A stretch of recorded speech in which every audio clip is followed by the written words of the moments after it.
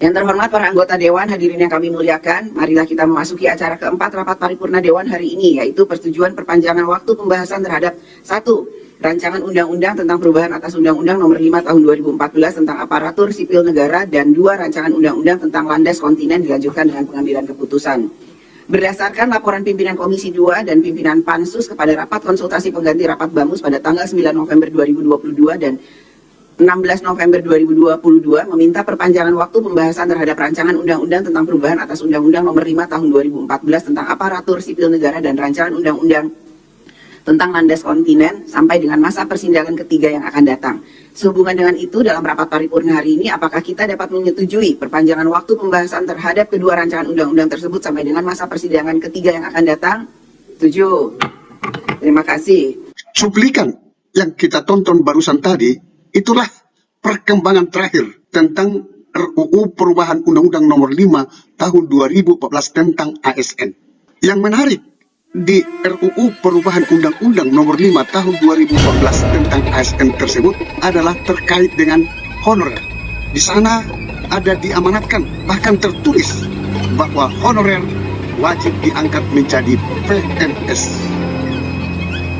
Rancangan Undang-Undang Perubahan Undang-Undang Nomor 5 Tahun 2014 tentang ASN ini sudah masuk di prolegnas tahun 2022. Artinya, tidak lama lagi ini akan disahkan menjadi undang-undang.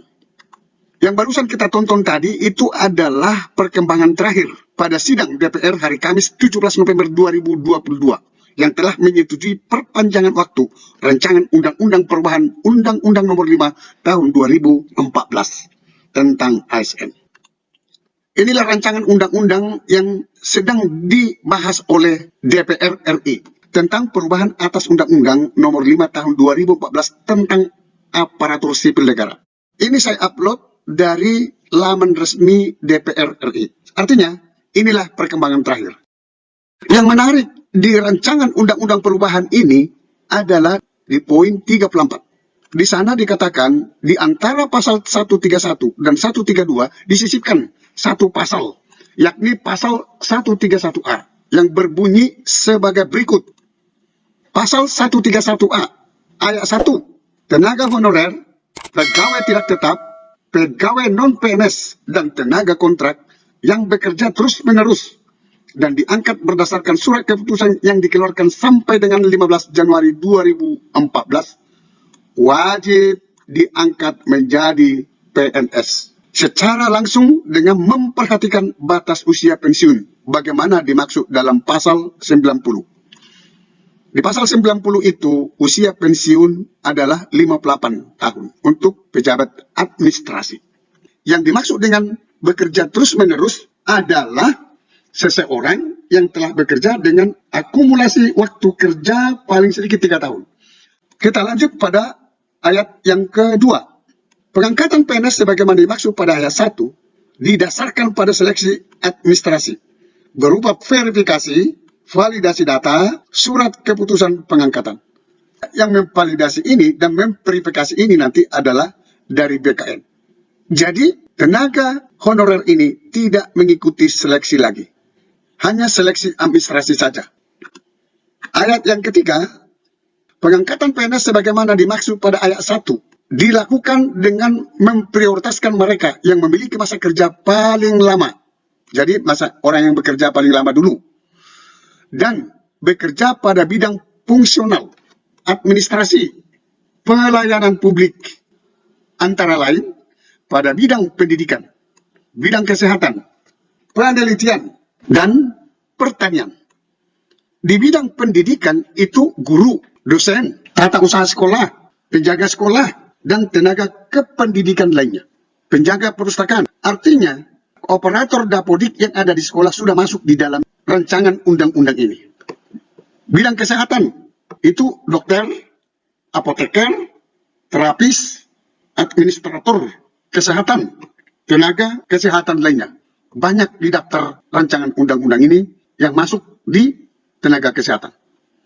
Di bidang administrasi dan teknis lainnya, sudah termasuk satpam, cleaning service, supir, pramusaji yang tadinya tidak masuk di pendataan non-ASN, di rancangan undang-undang ini sudah masuk. Jadi tenaga honorer itu sangat diorangkan di rancangan undang-undang ini.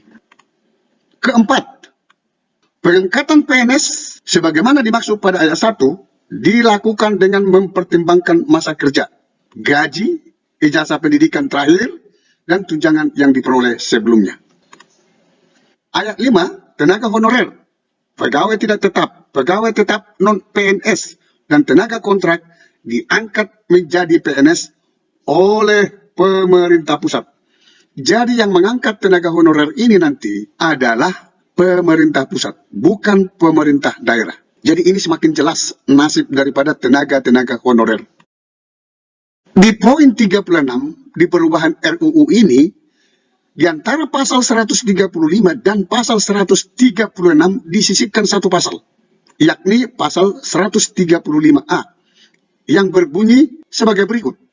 Pasal 135A, ayat 1, pengangkatan tenaga honorer, pegawai tidak tetap, pegawai tetap non-PNS, dan tenaga kontrak menjadi PNS, sebagaimana dimaksud pada pasal 131.